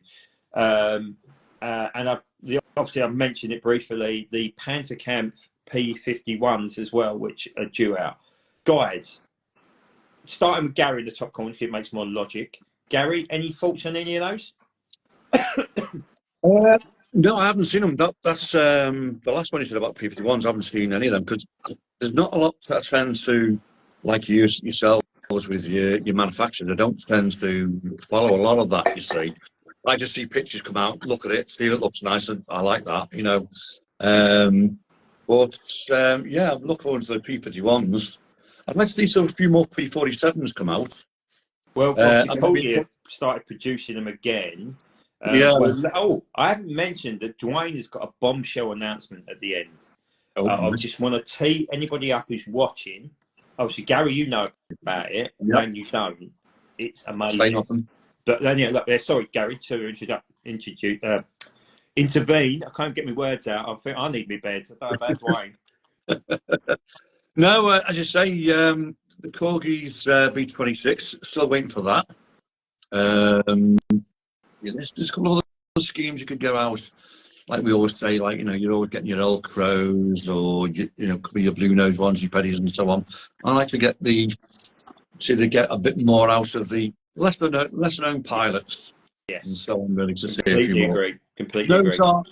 Nose arts on this day, the Mustangs and the V47s is great anyway, so they're a big seller. Anything with a nice nose art on it. Obviously, you don't get it with modern jets. Maybe, I don't know. But yeah, anything with a nice nose art, I think will be a good seller. So your 47s, your 38s, 51s, even your bombers, your medium bombers as well, which are quite lows, you know, 820s, B25s, so on, you know, a few more of them. Yeah. That one your So mate's just marked on the bottom. is that Sorry? your other half, Gary, who's just commented at the bottom there? Oh, up, yeah. Don't worry, we're proud of you as well, big man. Look, this is no mean feat, actually. Look, we're making a little bit of a joke of it, yeah, but we're talking in front of, hopefully lots of people will watch this. But this is no mean feat, asking someone to come out of their box, to come on and chat about a hobby, which is quite geeky, let's be honest with you. But a lot for us as a pair when we first started doing it. So, yeah, for anybody that, for you guys, previous people, future people that come on, it does take a lot to come out and talk about a hobby that, I'll be honest, I shouldn't think many people that aren't into aircraft know about. No. And admit to. Let's all go down that route as well. But look. And actually, Gary, you've acted like someone who's done this forever, and you've talked about something you love and you really clearly enjoy. And when you talk about something you love and enjoy, it just flows out. You don't have to have notes. It just literally goes. So look, and just to add on about the Panzer Count P51s. You talk about schemes that have already been done. 2 of them that have. So Ding Hao and Shangri-La are 2 of the 5 releases. But the other 3 releases are really interesting. And that's something I want, whether it be Colgi, whether it be JC Wings, who are really bad at it, Hobby Master to a degree, just be a bit more adventurous. There's some great schemes out there, some great history, some great heroics. Yeah. Be a bit braver. I mean, like 100th Bomb Group, B-17. Like, we've just had Master of the Air. But that story has been knocking around for 8 years. And there's... Now, I took a picture, funny enough, actually, I went to Duxford last week. I took a picture of they've got this wall around the American Air Museum. And they talk about aircraft that have been lost for each bomb group. And I stood there with Rafe, and because he's watched Master of the Air as well. He probably shouldn't, he's only 10. But stood there and went, mate, that's how many bombers this bomb group lost in Master of the Air. And he looked at me and went, what? He went, isn't there 10 people on each of them? I was like, yeah. And that hits home, and there's some great stories to be told there. So, look, again, conscious of time, so I'll move on to Dan. Dan, any thoughts on any of these new releases? We just talked through the new Hobby Master poster. I guess is probably more of your bag. There was nothing really on the latest poster, if I'm being brutally honest with you, with funds not really allowing at the moment. Was there a growler on there? I'll be honest, Mark, I can't really remember off the top. No, I can't remember last. But that says a lot about last poster. If you can't remember something, something hasn't popped, is it? Nothing really turned my head. I've got a few on pre-order from previous posters. I'm intrigued to see, did you say Air Force One, F-14 and F-16? Yep. See, I'm pretty sure, somebody correct me if I'm wrong, Air Force One have already done an F-16. They might have done it in 148 scale. No, I thought they've done bits in 148, haven't they, before? I'm not entirely sure. You might be thinking of Forces of Valor did an F-16, and it had the yellow canopy, and it wasn't. It was very rivety, I think was the word. I remember. I thought Air Force One had done an F-16, and there was an Ellis release, and got the rear end wrong. No, I think you're mixing that with Forces of Valor. Am I? Yeah. I'll have a look. They released a couple. What are the prices on them? What have they released the prices at? Do you know? I think it's about 50 or 60 quid. What for the F-14? Seriously, yeah. I think it was like $59.99 or something like that. I'm more than happy for the page to see if I can get one and review it and compare it to, because I've got a HM one here and a Caliber one, obviously. I'm more than happy to drop it up against the 3 and see what's what.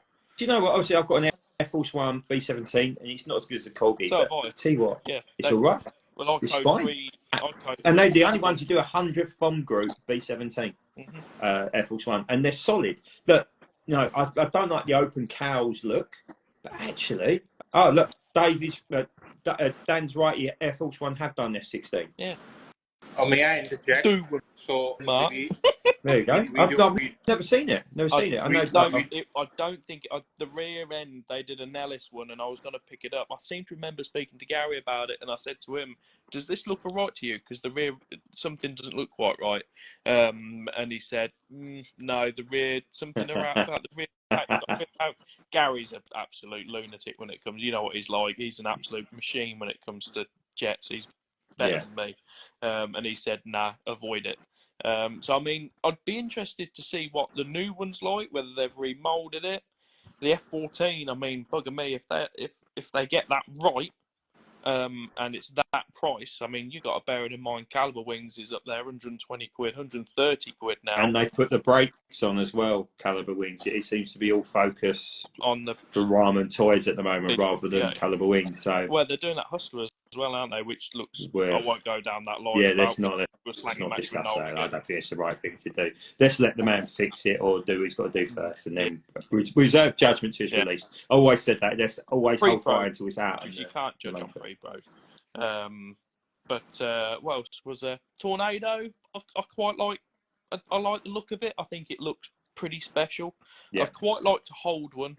I did see somebody comment on it saying it felt quite light, which surprises me. I'd like to know which bits are plastic and which bits are die cast. Is it another potential sort of like thing of the Vulcan when that first came out? Obviously, that's quite light, but it does look good. It does look good. I noticed Jay, who is a wizard of all things Tornado and the Mighty Finn, turned around and said there is a few issues with it. Of course. But find me the perfect model. Find me the perfect one. You know, because I don't think it yet exists. No. We have a retailer in India. He's selling Air Force One for around 180 to 220 quid. Pardon? British quid. Yeah. Wow. So they don't sell a lot. No, I don't think so. So yeah, we're faced with over here. These are the kind of problems we're faced with over here, like exorbitant prices and stuff, and it's not really. It makes sometimes. That's why people. What do you say? That's why now some of my aircraft collection is commercial aviation, because like you want to have it in your hand, like maybe that instant gratification of going to the shop and picking something up.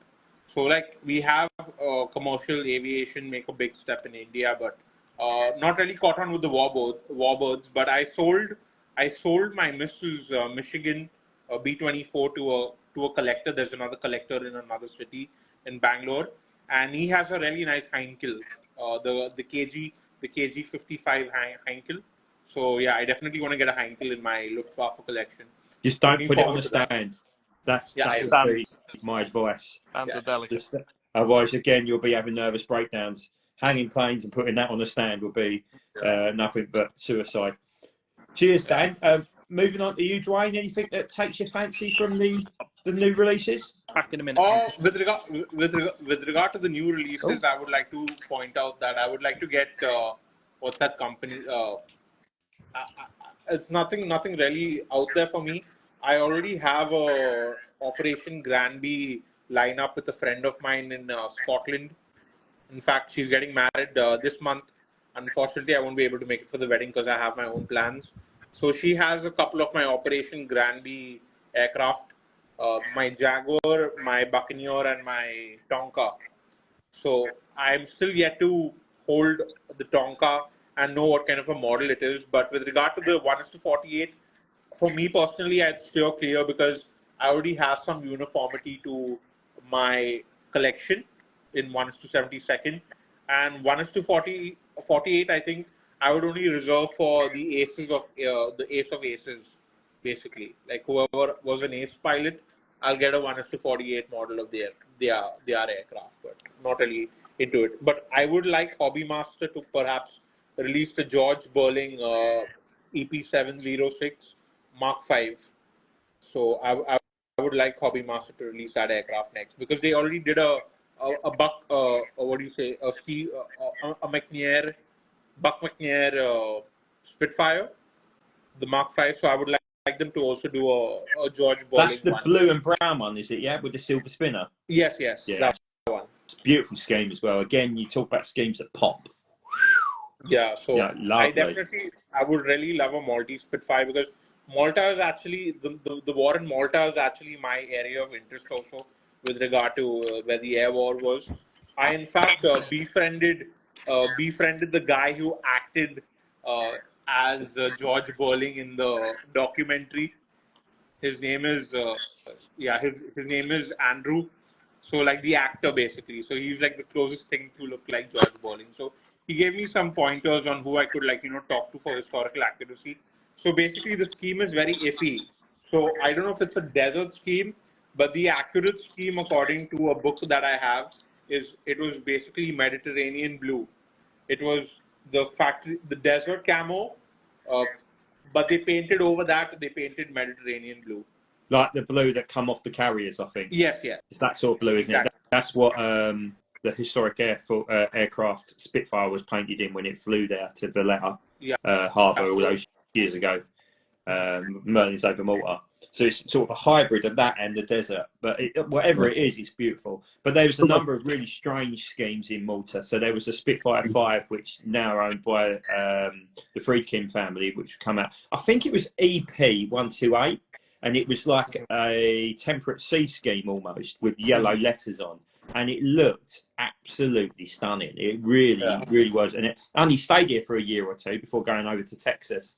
I don't think they've flown it since it's been to Texas because their runway, if I recall, was prone to crosswind. And of course, it just couldn't, I wouldn't risk it. Because they had a mishap with one of their Mark V Spitfires over there. So they wouldn't risk it. So I don't think it's flown. But there's some great schemes to be had out of Malta. And, and I would like to recommend, hopefully, to Corgi to maybe perhaps also release a George Bowling Mark 9. Yeah. Because somebody on eBay is selling their, or Amazon is selling their Gemini Aces George Bowling model for 656 euros, which is absolutely I don't think they're going to get that, though. That's like somebody's wife going, well, you need to sell your collection. So, all right, no, so I'll whack it on eBay, love. 600 quid. But yeah, it's silly, and it's sorry. I've just interject there. I've just seen Harry come on, so I don't know what time it is over in America. I'm trying. Well, probably in the afternoon now. He's probably just got in from work actually. So Harry is one of the founder members of the Model Hangar Friend. Hopefully, will be on with myself, Christian, and Stu tomorrow night. So good evening, afternoon, morning, and God knows what time it is over there. So good to see you on, Harry. Right. Again, conscious of time, we've been going for an hour and 40 minutes now. It's 20 to 2 over in Mumbai. As our final bit we spoke about, it's a dream releases bit. And I've sort of added this on to everyone we've done. So I'm going to start with Dan on this one. Dan, can I have a current warbird that you want to see modelled and in what scale and who by, a current mould aircraft and an aircraft scheme you'd like to see, and a dream new tool? Fire away. Tell me the first one again. The first one is a current warbird. So it could be UK, US, European-based, Australian-based warbird you'd like to see. Sally B. Yeah, great call. That was one I wrote down and crossed out actually. Yeah, so Sally next B. one, Yeah. a current mould that's already in production and a scheme on that current mould. I would like to see, and this is actually come up in my head earlier, with the Lakenheath Eagles just arriving back from their walk.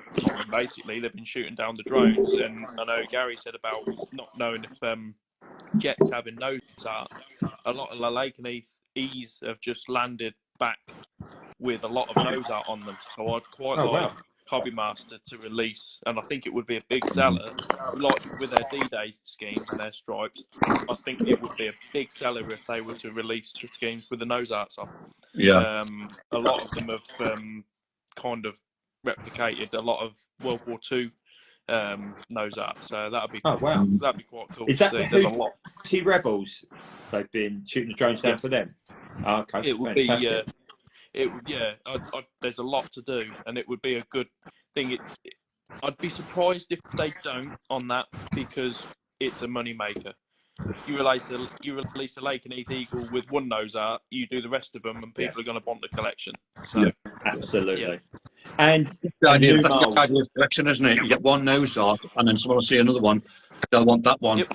They've got the mould, they've got the paints already there. All they've got to do is get the decals to do the different nose arts, and they've got it. Run. Do it as a split run, easy peasy. Exactly. Look at the D-Day. They could have released for probably 2 to 3 times the amount they did at the D-Day Eagles, and it wouldn't surprise me we see them again further down the line in the second batch. Yep. Easy money. No. Yep. And sorry, Dan. Before I tried interrupting Gary there, so apologies. A new mould. What's the new mould you want to see? And by who? Who's going to make it? It's going to actually flip back to the answer to my first question, or your first question. I'd like Corgi to remould the B17 and do Sally B as the release. Great idea. Because Showing its age. I completely agree. Because I It's think fantastic. the B17 is one of Corgi's earliest moulds they did in 172. The Lancaster was obviously up there before that, but I've had a few of the latest B17s, and they are showing their age a bit. I think with the latest technology, they could release something quite special, and to have Sally B and have Ellie getting involved with it, I know she's said no in the past, but with a lot of these warbird companies getting involved in, especially Biggin Hill, getting involved with having their schemes done, I think it could, and obviously East Kirkby as well, I think it could be a good thing for them. I think it's for me, it's a really good business venture. You get Corgi to produce 2,000 of them, and not necessarily a limited edition, so they can go back to it and make more in batches when they're doing splitting runs and stuff. 100%. I think it's a great idea, and also tool it in a way that makes an E, F, and G all possible off the same tool. So in terms of even like in a G model, the gun placements were different in different factory-produced aircraft, and there's so many different factors to get it absolutely spot on. And we're talking about quality, and you're talking about accuracy. It's a no-brainer, isn't it? You know, the Lancaster's looking old as well now to a degree, but look, it's still making the money. But no, three really good suggestions, sir. I would like to say, as far as remolds go, I think if Corgi could just put in a bit of effort with their B24 for an opening Bombay. I mean, Air Force One has done it. Yeah. So I mean, it shouldn't hurt them to just make the tiny modification. The slot, actually, just cut a hole out of it would be the solution. Because I make it sound like so easy, but the Air Force One is an interchangeable open bomb day or an interchangeable closed bomb day. It's not, so it must be doable. So going back up to Gary. So warbird you'd like to see modelled? What's the current warbird? I'd like to see a Mosquito Tetsi. Even though it's just a small detail with the Ollins gone on it, it's different. They haven't done it. Is that the one where they've got the de Havilland Museum, the big big Ollins gone at the side of the floor. Yeah. Coastal That'd be Command nice one, to do that. Yeah, nice. That'd be nice. Another Mosquito I'd like to see, even though it's not D-Day, because I've made it in a model, is the highball. Yeah. People would be screaming out for that. Especially down collectors. That would make complete sense. Really like that idea, actually. So, on to the next bit. What would be your dream die cast? What would be the one that would make you just empty your bank account? So the one that is the current mould. What scheme are you going to put on it, and who's going to produce it? Oh, now then. I'd like to see Gemini back with a couple of P-51s. There was one, it was a D model, bubble top P-47 that I do like, which I've made. I'd like to see him make it in 1/72. And for life of me now, I can't think what his name was. Where is he? It's there somewhere. It might be upstairs. No, I'll have to put it out. Mine's gone blank. I'll have to pull it out for you. But yeah, another Razorback maybe. There's loads of aces out there. I would like. Just can't name them all, unfortunately, at the moment. But there's a few that I'd like to see out there. You know, with the nose darts, with the ones that the lesser aces. You know, the ones that do get maybe 5 or maybe even 4. Yeah. Close to the markings. You know. Rather than the shillings and your Gabreskis and so on, we've got them. Yeah. Just need some other now, like, you know, less famous ones.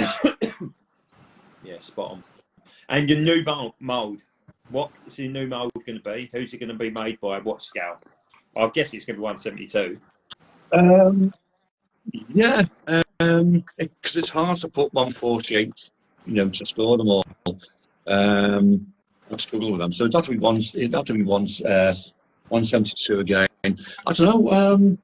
I'm really into my C47s at the moment, so I'd like to see someone do them all rather than corgi, because you're looking at your. Some of them are coming with antennae on them in different places. Some of them show them that they've got the antennaes on, and they didn't Dare have I them. say, the corgi one Too is flat. flat as a pancake, the dihydral, so it should be a bit more like that. Yeah. I'll tell you something that would be mega cool. Sorry to interrupt, Gary. No problem. AC-47 from the Vietnam era. Oh, Yeah, spooky. again. Yeah, with the miniguns and the nose, cracking one. Yeah, you're printing money with that. Yeah, you'd sell that every day of the week. And Every day of the Air week. Force have just bought one, haven't they? So that opens up into they a just whole bought new an AC-47, so I hope they're going to put that back into circulation relatively Just soon. another thing, I think, while we're on this subject of me being on D-Day again, really, is it'd be nice to have a Sterling that took out all of the shaft over to Calais as a decoy. Yeah. And maybe a horsey glider. Oh, what was the name? What was the name of those little guys? They had a name, didn't they? Because it's in the Longest Day film. What was the name of the little decoy paratroopers? Oh, yeah. What did he call them? Answers, the decoy paratroopers. They had a name, didn't they? They were little tiny little midget fellas, and they chucked them. They did dummy drops of them. It was a British. Name. It's so British, it's hilarious, like Sebastian or something like that. But I forget what they're called. Yeah. Sorry, I should have watched The Longest Day today. I was gonna. Oh, I've got it recorded. Well, you got your DC3s, but you need your Horser gliders. You need your the other gliders to it. You got your Albemarles. Yeah. You got your Halifaxes, as you say. These are all ones that they haven't done for D-Day that someone should do. I'm pretty sure they'll be sellers. Yeah, somebody said, not another train is just put on there about a Halifax glider tug, a Horser with a C-47. Yeah, I mean, quite expensive. I can keep on going on. I could turn around and say, you've got your, you could even have another Hurricane, which was you used for taking mail and so on. Yeah. L4 Grasshopper, was it Grasshopper? Yeah, the L4? Gemini do make that, but I don't think they produced one in the D-Day. It'd be nice to do. His name forgets me, but he put bazooka tubes on the wings and put out a couple of soft vehicles with it. That would be nice. He got a recommendation for that. He put. He wanted to. Well, I don't want to just fly over and spot. I might as well do something while I'm over there. So he put. The three.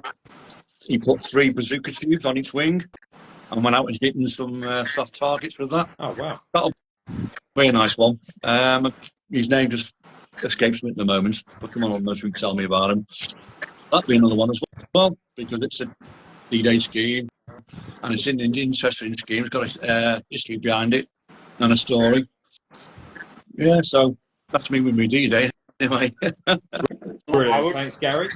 I would definitely, as far as new molds are concerned, I would also like a marquee MC202 for the Maltese War theme, or any current releases or current molds currently owned by Corgi, like JU88 or the HE111, but for the Maltese campaign. I think they are missing that area of the air war. They should touch up on that. Yeah, I wonder whether that be encompassing the War Under the Sun stuff, which obviously has made a bit of an intro this time around. So obviously you've just steamed in there because I was coming to you next, Dwayne. So you've chosen your new mould. You've gone for an MC202.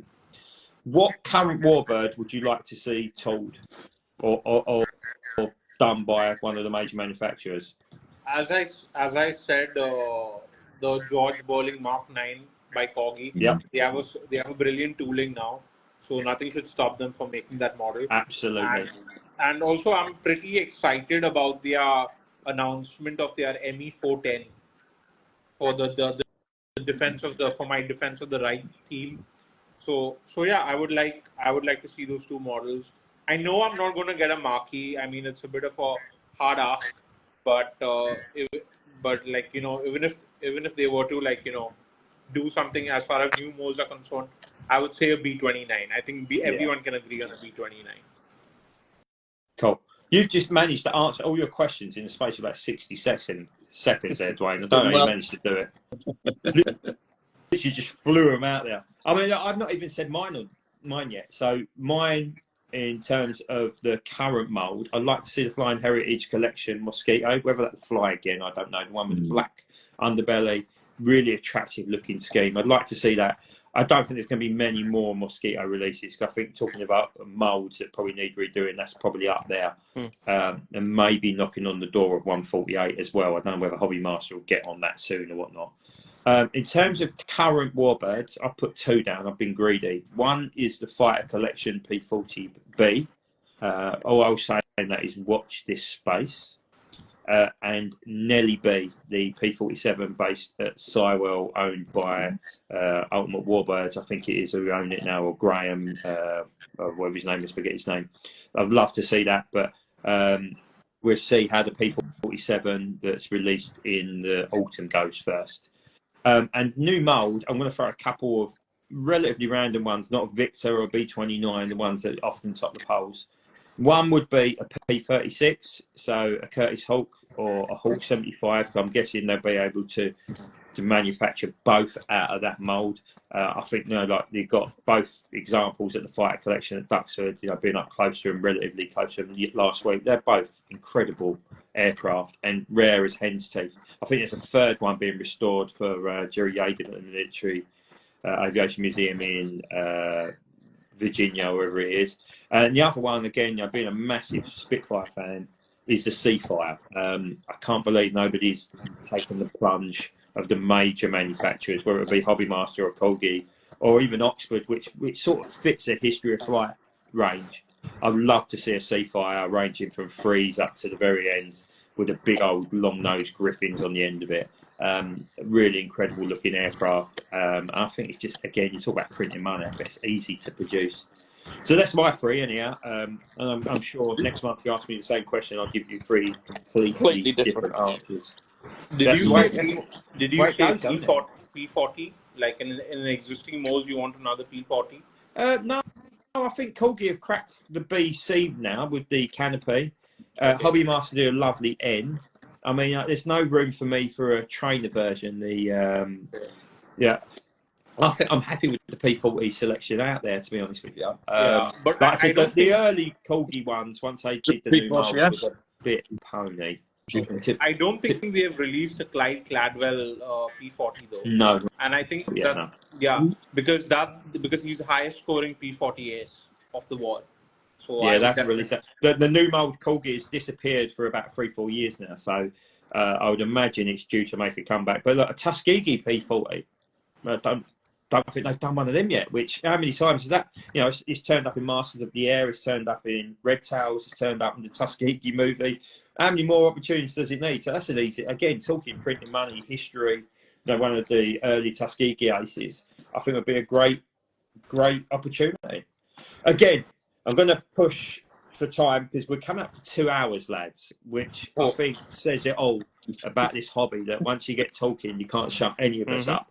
So, Dwayne, before we end this, I'm going to hand over to you to drop this bombshell announcement that you decided to just slyly put in on our test run through. So, Dwayne, over to you. So, the other day I was on a call with the chiefs of Gemini Jets. And I was talking to Elliot Epstein. So I had three requests from him. So I'll tell you the first request. The first request was a 1:400 B2 bomber. And he said, he kind of just gave up right away. He's like, don't even care about it. Just get one from Hopper. Then in the 1:200 scale. And the second was a Boeing 727 called Shepherd 1. It was like the aircraft that Pope John Paul II toured around America in. And then finally, I asked him a very intriguing question as to whether they would ever get back the Gemini Aces line. So the answer to that is yes. But currently, it's all under wraps. It's very hush-hush. and they want to What? do It's not now. yeah. I mean, just there's just 7 people watching, so I hopefully it It's doesn't not go 7, but completely out we know there. what you mean. But yeah. So yeah. So we have it's they're currently working with somebody in in Shanghai, I believe, or somewhere around in China, one of the industrial hubs. So, but at the moment, it's all under the wraps, and like he had some flavorful words for Hobby Master, uh, but I will not diss Only them please. out right now in public, air dirty laundry or anything. But yeah, he said that the Gemini Aces line will be making a comeback with warbirds. They do want to improve the tooling, and once they have completely gone through their CAD drawings and stuff, they should have a product out soon. But Harry. Harry, I was just about to say, hopefully Harry's still watching. Harry, Just spread been the there. words on Gemini. It's on the air shows bit on what you call it on the Model Hangar 3. I'll let them watch it, Harry. I mean, we probably tag this onto our call tomorrow night, but that, Dwayne, is music to my ears. And I went to Vegas in 2019 before the pandemic, and I spent a good, talked about times. I spoke about the guys from ARD at Duxford last night. When I was in Vegas, good evening, Sarah. Sorry, probably the first female to actually join this call, other than Gary's other half tonight. But just want to, I had the opportunity to go in the Vegas shop to buy some stuff for Rafe at the time, and I bought him some Gemini Jet stuff. And I spent a good hour chatting to the guy in there about it. And I said, look, just bring them back. I said, we're screaming out for good P51Bs and Spitfire 9s at that point, because obviously Corey now redone it, and ME 109s, and just please bring it back. I said, like, everybody loved them, and I know they had a couple of dodgy releases in terms of like Snoop Sniper with it falling to bits and stuff like that, but it didn't detract from how brilliant the molds were. Mm-hmm. And to hear that is fantastic. And if they can add a P47 to it, and go almost down the Dragon Wings route, have a lot of their molds or similar molds to Dragon Wings, which are a much missed die-cast manufacturer, happy days. The more there is in the market, the happier we are. We've got the more choice, there's more schemes, there's more opportunity, whatever you want to do, there's different price ranges. Mate, what great news to break on this tonight. So and yeah, on a massive Elliot Epstein was a tough customer to speak to, and like I was like really sleepy that night when like they did the call. So I was like, look, I just want these questions out of the way, and I kind of interrupted some people who were asking for commercial aircraft, and I don't apologize now, but so I just had to get these questions out to him, because they do a really good mold. Their landing gear compared to other manufacturers is extremely stable. The boxes as well, the way they display their boxes with the foam inside. I mean, I don't know if they can do it that way now around cost, but brilliantly displayed. Like I said, the only thing I need to work on is the stands. The stands give us all heart attacks. Hopefully they can look at me. Yeah, so hopefully they can look at that. But it may be, obviously I'll speak to you offline, Dwayne. So I'm using a retail word there. Talk to you offline about getting Elliot's contact details, because hopefully he'd like to come on this, get him on this, and hopefully he can showcase some of the stuff that they're doing in the not too distant future. But amazing. Thank you for breaking that news to us tonight and sharing it with everybody who's watched as well, or who's hung on. Right, lads, I'm going to call it quits now, because we're coming up to 2 hours, which is one hell of a marathon, Wings Monthly. I'd just like to personally thank, obviously, Dan, who's always on this, who constantly supports the page and does loads of stuff behind the scenes. Gary, thank you, for getting all your models down. Learning how to use Instagram eventually, but more importantly, your knowledge. A bit like Mike, who's on for the World War I stuff. Your knowledge around your subject. Doing modelling for years is really appreciated, and everything you do on the page and the contributions you pay you put on Facebook as well, mate. And also from a personal point of view, thank you so much for doing that Wildcat Martlet for me all those years ago, and doing a brilliant job of it. It was a real, honestly, it was a real privilege to have that in Come my on, collection. Spence. So, I thanks, got mate. better, Really. Spence. And of course, to our friend, not from the third world, from the developing world, his words, not mine, may I add, over in Mumbai, who is now at 2 o'clock in the morning over there. 2:30. 2:30. Yeah, so look, it was absolutely shattered. Thank you, Dwayne, for coming on again, showcasing your collection, and again, your passion and your love for your subject. It's been a real pleasure. Don't forget to and follow the aviation aficionado. I mean, let's not get carried away now. Come on, we're not using this for Shout out. Some plug-in. No, of course you can. I'll tag you in the video as well. But look, mate, really appreciate you coming on, and especially obviously the time of night as well. That's it from me and all of us. Please tune in tomorrow night at midnight UK time. God knows what time Australia or US time. You'll see it on the live thing regardless. When I'll be on with Harry, Christian and Stu, pending any complete disasters. Thank you for all tuning in and staying on there tonight and contributing in the chats as well. Hope you've enjoyed it as much as we have. Look, that's it from me. I'm in at 6 o'clock in the morning, so I need to get to bed myself. Look, thanks, guys. Thanks for all your time, your use for coming on, sharing it and making it a really fun-filled chat as always, guys. And I'll speak to you all soon. Thank you. Nice you guys. And good night. Nice. Bye. Take care, lads. See ya. Bye-bye. Bye.